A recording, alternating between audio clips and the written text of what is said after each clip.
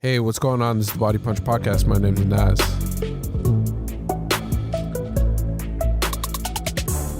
The year 2020, we're seeing Mike Tyson face Roy Jones Jr.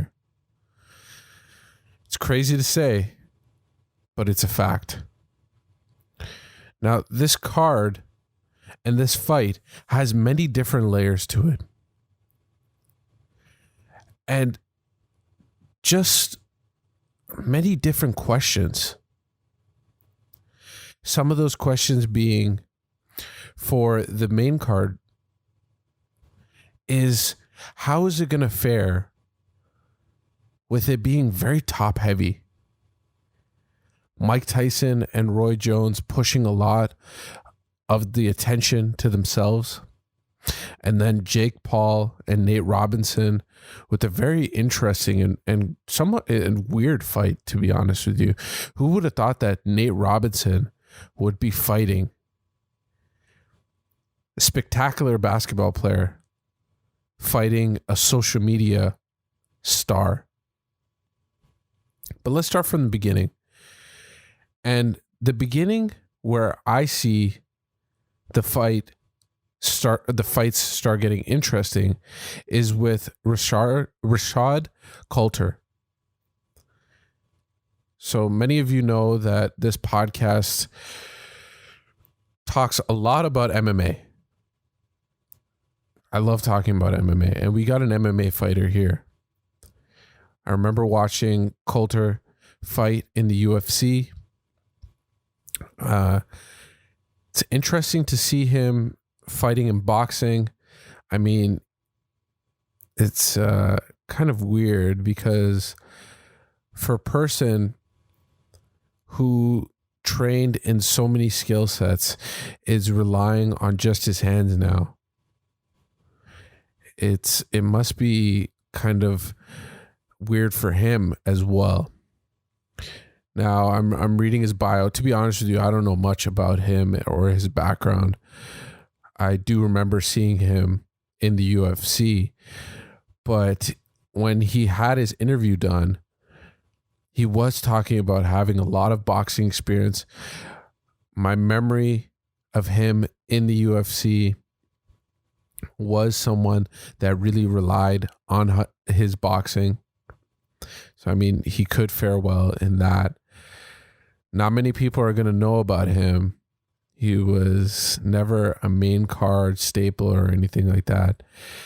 So this might be able to push him and might give him the ability to have a boxing career. It's always, I wish nothing for the best, right? Like you can't say anything bad because we haven't seen him fight as a boxer. It does say that he has 1 KO, but I haven't seen it, so I doubt many people have seen it in boxing. But then the next fight after that, we see Badou Jack fighting. And, I mean, we saw him on that, I believe it was it the Floyd Mayweather card or another one of these cards?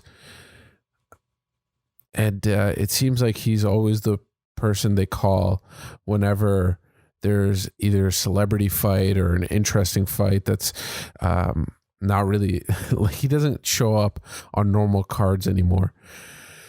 This guy, professional boxer, obviously he's got a good record, 22 wins, 3 draws, 3 losses, 13 of those were KOs.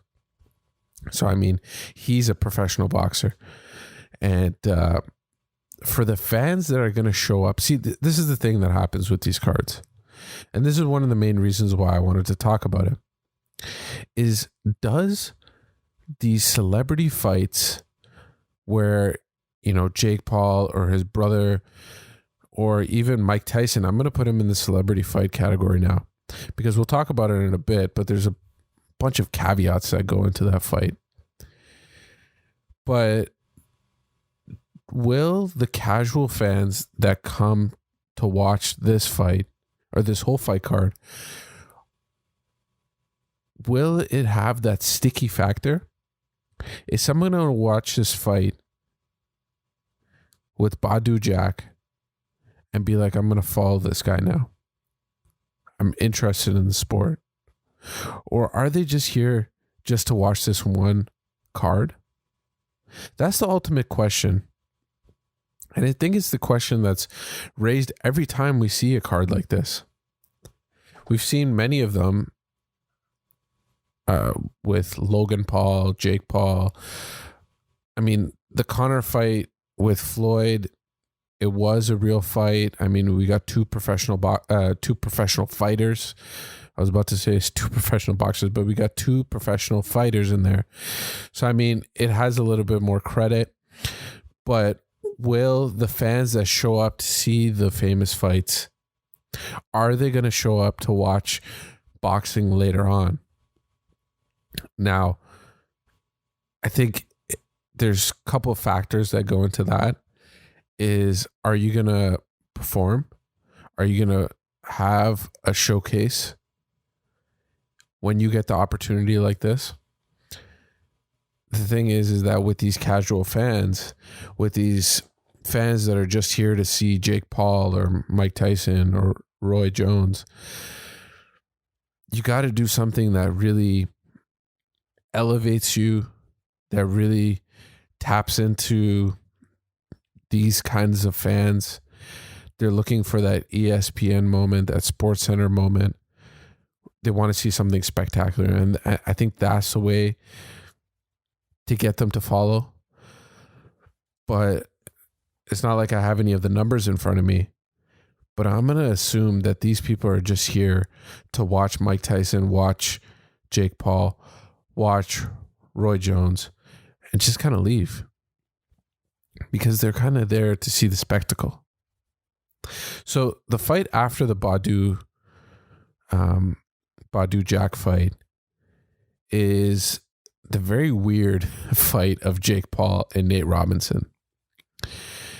Now, if you guys don't know Jake Paul, obviously you must be living under a rock, but I want to read this out because I thought it was pretty funny because I'm on the TysonTriller.com fight card.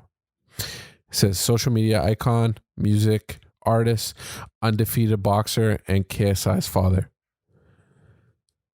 So, I mean, you can see that, I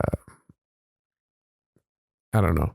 I just thought it was kind of funny where he brought up KSI's father, KSI being the person that his brother lost to, and I think he's trying to make a run to fight KSI. I mean, it's even weird for me to talk about this like this because it's getting so much. It's getting a lot of notoriety and it's getting a lot of fanfare. I think a lot of people are trying to believe that Jake Paul or Nate Robinson is a professional fight. They think that these two fighting each other is going to be a professional one. Now, I mean, all credit to Jake Paul. He's dedicated himself. We've seen that he is training. I mean, he looks physically fit. I rewatched his last fight. You know what? The guy that he was fighting, pardon me, but I forget his name. But he didn't look like he belonged in the boxing ring. Jake Paul looked like he had that little bit of knowledge, and that little bit of knowledge really gave him the win.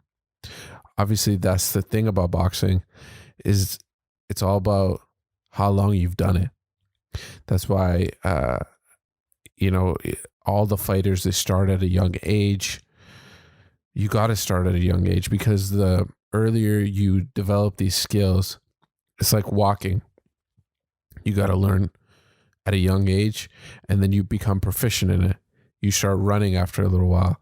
You start, you become like a football player or something where you're juking people out. There's evolution, but that comes with time. So who has more time? Jake Paul. But Nate Robinson is an athlete, 3-time slam dunk champion, played 10 years in the NBA.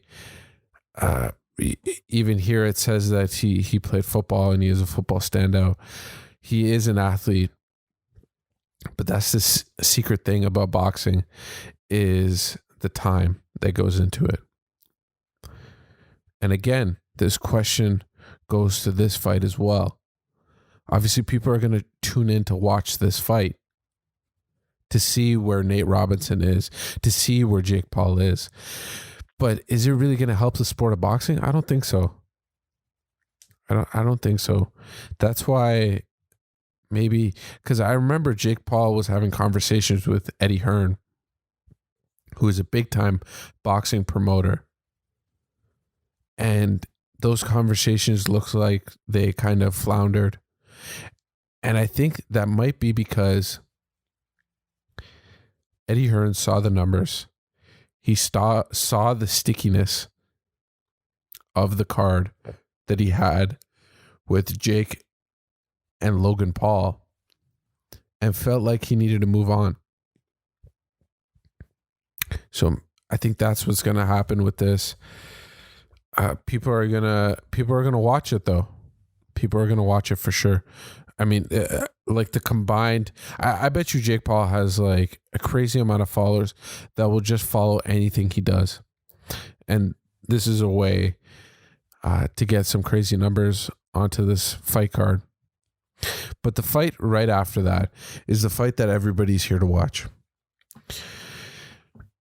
At the beginning, I was really interested in it. Mike Tyson still looking quick on the pads. But like I've said before in the past, pad work is very tricky for a judge of a fighter's abilities, because you could just kind of make it look like you're putting in a lot of work, but it's not a full 8-round fight for like this. You can do as much pad work as you want, but it's not the same simulation as a 8-round fight or a 12-round fight or a 5-round UFC fight. It's just not the same. Those combinations that Mike Tyson was really well known for, those are ingrained in his head. I don't think he's ever going to lose that. But the real question is he able to go 8 rounds with Roy Jones? Now, at the beginning, Roy Jones for me was looking great. I saw him on the Joe Rogan podcast. He was looking fit. You know, he had a t-shirt on at that point. Couldn't really judge his physique. But he looked like he was confident. Both of them looked like they were confident. But then stuff started rumbling. Stuff started coming up. And what a lot of people are talking about is the fact that this is an exhibition fight. Now you're like, okay, whatever, it's an exhibition fight. But there's going to be no judges, no actual judges. And the fight is only 8 rounds. There's no headgear or anything like that, but they're not permitted to knock each other out. And both of them are having conflicting messages and saying that they're going to knock each other out. Do you think that Mike Tyson can be in a boxing fight without knocking someone out? Roy Jones is saying that he's going to knock Mike Tyson out, blah, blah, blah. They're jawing at each other. But the commission is saying no way. Not allowed to knock each other out. Exhibition fight. So we're basically watching these guys to dance around the ring. They're literally going to try peppering each other with shots and get the judge's decision, because there's going to be some judges that are put in from Triller, I guess, and they're going to be judging the fight. So, you know, it just doesn't have that. It just doesn't have that pop that it had at the beginning. I think this is another reason why this fight got pushed, I think this was supposed to happen in September, but now we're getting this on November 28th. I think one of the reasons why that happened is because the news came out that this is going to be an exhibition fight. There aren't going to be any knockouts. And I think a lot of people just got really bummed out. Now, there's a flip side to it is, do you want to watch these two 50-year-old men knock each other out? Well, they signed up for it. They're allowed to do whatever they want.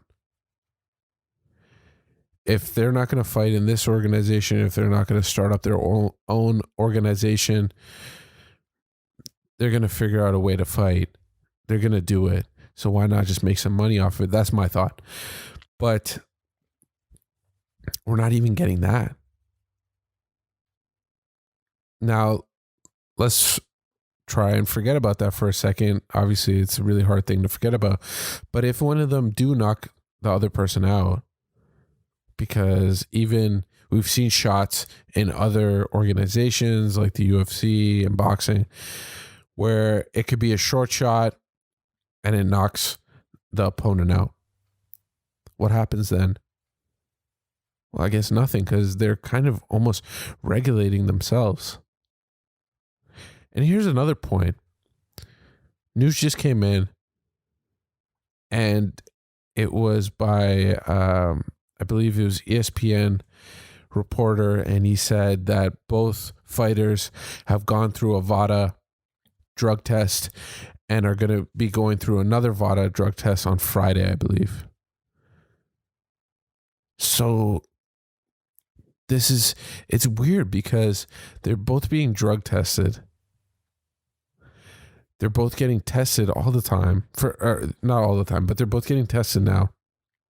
There's no judges, and they can't knock each other out. What's going on here? It's so confusing. And then you got the other mixed messages coming from both of these fighters, and 100% is just them trying to sell the fight, where they're saying that we're going to knock each other out and all this kind of stuff. It's very confusing. And I think that's just gonna push away a lot of people from buying this. I think we're still gonna see the same kind of buzz, but a lot of people are not gonna pay for this. They're still gonna watch it by any means, but I don't think they're gonna pay for this. No one's gonna take the chance. I mean, there might be some hardcore fans, but especially during these times where, people are getting laid off, all types of issues, and some people don't even know when their next paycheck is coming in. They're going to have some issues. I mean, I don't see many people buying this. Now, the good news that came out was Ariel Helwani said that, and I didn't know this because obviously the marketing for this has been very off for me as well. Tyson saying that you can go on Triller.com, TysonTriller.com, and get the pay-per-view. And then Ariel Helwani brought up the fact that you can just buy this on regular pay-per-view, which I think is going to help it because it's going to be more accessible. People can just buy it on their satellite. But it's just weird. Like, I don't know what's going on. It's so confusing. I think we're just going to call this card the confusing card, because nobody knows what the heck's going on. Nobody knows if Mike Tyson and Roy Jones are actually going to go at it. I mean, for nostalgia's sake, it's going to be nice to see Mike Tyson walk out. And it's going to be nice to see Roy Jones walk out. And it's going to be good to see both of them step in the ring because they never got the chance to do that. But, man, it's going to be tough for a lot of people to risk it, because that's what it is. I mean, I remember a little while ago, I was telling everybody, you got to watch Yoel Romero and Israel Adesanya.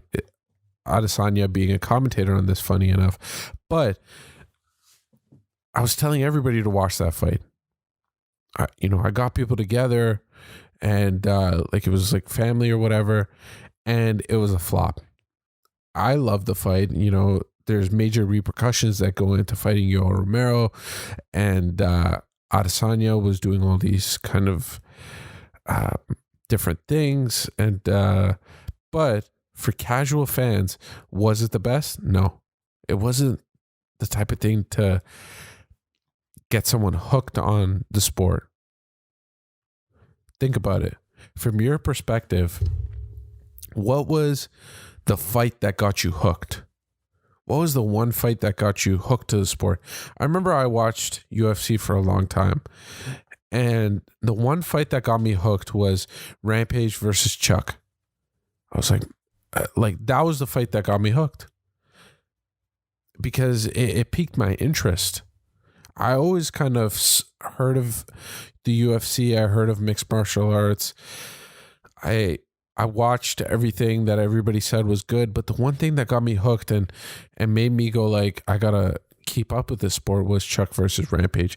And it was just kind of the characters that we saw. Chuck, this guy with his mohawk, Rampage coming in and howling. I mean, it was just the characters that we saw in that fight.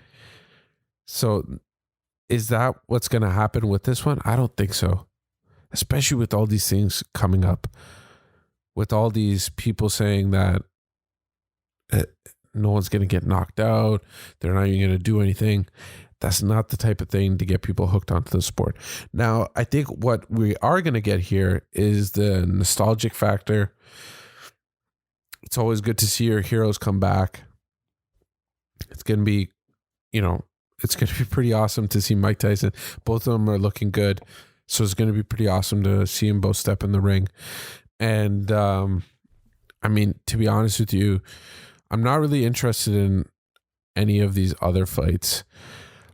I mean, yeah, like the Jake Paul and Nate Robinson thing. I mean, I don't care if I miss that. I'm going to watch it just for the sake of watching it, and just like I'm going to watch the whole card because like Brendan Schaub says, like I'm addicted to this kind of stuff. But if I have to get up and go make some food at that point, I wouldn't really care, to be honest with you. I'm just here for the Mike Tyson and Roy Jones Jr. fight because of that nostalgic factor. And I think for a lot of fans, especially the fans that Jake Paul is going to bring in, they've never seen these guys fight. They don't know what they're capable of. And is this going to be the impression that they have? That's the kind of sad part. Because we've all gone on YouTube and watched Mike Tyson, the killer, walking in, no socks, nothing, and just walking into the ring and just annihilating people. And I think that's what we saw with Anderson Silva. Because at one point, Anderson was a killer. And he just kind of, he lost it. Like, Father Time took it. And the fans these days never got to see what the Spider was like. And I hope people don't judge what these two are capable of based on this fight. I hope it doesn't tarnish their career. And, but we'll watch. We'll see what happens. I mean, they're going to do it, so we're going to watch anyways. So this has been fun talking about this, something different.